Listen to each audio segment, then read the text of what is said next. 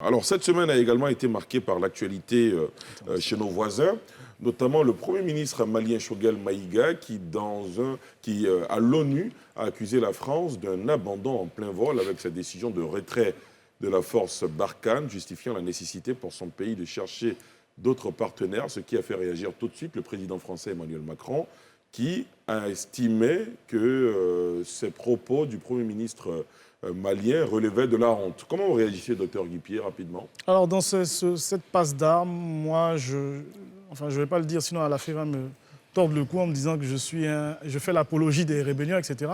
Je suis quand même étonné S'il vous plaît. Non, ça n'a rien à voir. Revoyez vos définitions. Je suis quand même étonné du fait qu'un gouvernement, c'est vrai, sans grande légitimité, arrive quand même à manœuvrer une puissance comme la France. C'est-à-dire que ce sont quand même les Maliens qui ont requis l'aide de la France. Et aujourd'hui, en fait, ils sont en train, en tout cas à mon avis, de manœuvrer et de chasser les Français en les poussant eux-mêmes à la faute. Voilà, Choguel Maïga, c'est un acteur politique que tous les Maliens connaissent, qui pèse à peu près 5% à peu près dans certaines élections. Aujourd'hui, par la force du pouvoir des armes, il est au pouvoir et en tant que Premier ministre, il représente, on va dire, l'État malien à l'ONU et il fait une déclaration où il accuse la France de les avoir abandonnés. Ceci étant, l'attitude de la France elle-même n'est pas vraiment lisible. Nous avons d'une part, comment dirais-je, la France qui a à plusieurs reprises menacé de se désengager, de partir, et qui elle-même, Florence Parly, qui dans le même discours elle-même se contredit en disant non, on ne partira pas, tout en continuant à menacer en disant que si Wagner arrive, on part. Donc il n'y a pas vraiment de lisibilité, et je pense que les Maliens, le gouvernement malien en l'espèce, qui a été renforcé par plusieurs manifestations de soutien à Bamako pour essayer de plaider pour l'aide des Russes, s'en trouve renforcé. Moi, je pense qu'ils essaient de les mettre à la porte en les poussant à la faute. Docteur Sylvain Nguessan. J'ai été surpris que ce soit le président Macron qui réponde au Premier ministre. Dans l'histoire de la France, quand même, j'ai été surpris par avoir observé l'histoire de la Côte d'Ivoire pendant les 10 années de crise, président qui répond à un Premier ministre malien.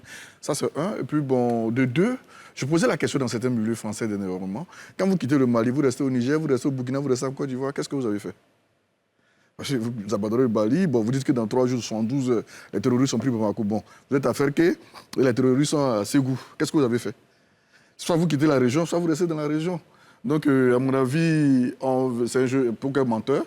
On verrait un peu l'évolution de la situation. Je suis quand même surpris par la réaction de Paris. C'est une société, officiellement, c'est une société. Ce n'est pas l'État russe qui est sollicité. C'est le rapprochement avec les Russes qui dérange peut-être. Oui, mais qui sortent leur rapport sur les violations des droits de l'homme ou des choses comme ça, mais quitter Paris et quitter Bamako parce qu'une société russe arrive, c'est assez fort quand même. D'accord. Guillaume?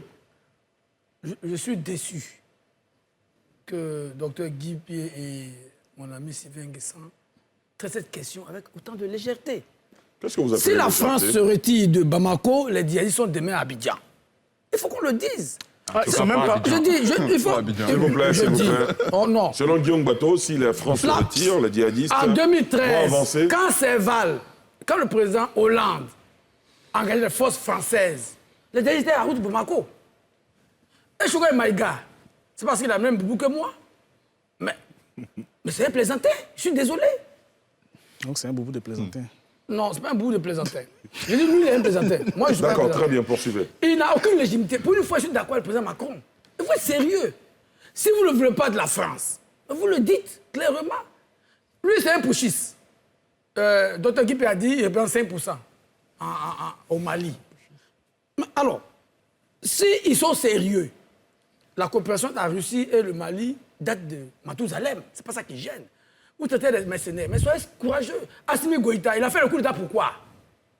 S'il pense que c'est la Russie qui va endiguer le djihadisme, il le dit clairement à ses partenaires français, il se retire. Moi, je dis, on peut ergoter, on peut faire de la philosophie, mais la réalité, c'est que si l'opération Barkhane et les outils français quittent Bamako demain et quittent la région comme le subordore Dr Nguessan, ils sont à Abidjan.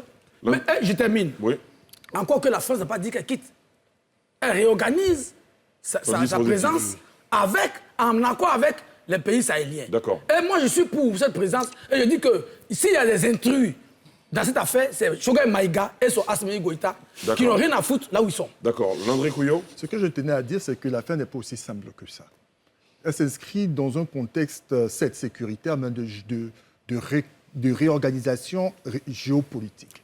Savez-vous qu'à la même période, en Algérie, il y a une opération militaire conjointe entre l'armée algérienne et la Russie. À la même période. Savez-vous que Wagner... Et l'Algérie qui a justement décidé de fermer son... Voilà, justement, aux ça, avions c'est français. rien du tout. Français. Ce n'est pas un fait isolé. Le cas du Mali n'est pas un fait isolé, mais anodin. Savez-vous que Wagner n'est pas une simple organisation Entreprise, paramilitaire. Wagner, c'est une structure privée, mais qui est le paravent du Kremlin. Et on a retrouvé Wagner où? Dans la guerre du Donbass, dans la guerre civile en Syrie, en Centrafrique et aujourd'hui au Mali. Il y a une offensive agressive de la Russie en Afrique, le soft power par la Chine parce qu'ils ont les moyens. La réalité, c'est que ces puissances-là se battent pour avoir des positions stratégiques. Sauf que la France, en perte d'influence et connaissant des difficultés, ne peut plus assumer ce dont elle devrait assumer vis-à-vis de ces anciennes colonies qui sont restées dépendantes d'elle. Voici la réalité. Et lorsque Macron ne répond pas à Goïta, mais c'est très simple, il le dit même dans son propos, ce qui paraît être un gouvernement ne l'est pas en réalité. Il ne parlera pas à Goïta à qui il ne reconnaît absolument rien. Mais il peut répondre à Maïga qui lui est un civil, n'est-ce pas, et qui a une certaine légitimité politique. Bon, du coup, et en plus de ça, il y a une question, on peut regretter que Macron personnalise un peu trop l'affaire. On peut regretter. Mais dans tous les cas de figure, quand bien même nous souhaitons bien sûr qu'il y ait un rapprochement et que les choses se calment, parce que dans tous les cas, c'est toute la sous-région qui a un problème. Il faut simplement dire aux uns aux autres que la France dit pas qu'elle part, elle dit qu'elle se réorganise. Et en se réorganisant, elle retire 40% de son effectif militaire, elle délocalise le commandement opérationnel de Katoula à Niamey, et elle va se concentrer sur la zone dite des 3 frontières. Mais qu'est-ce qui inquiète Bamako, c'est qu'entre-temps, Bamako estime que son armée n'est pas suffisamment prête et crée le scénario afghan.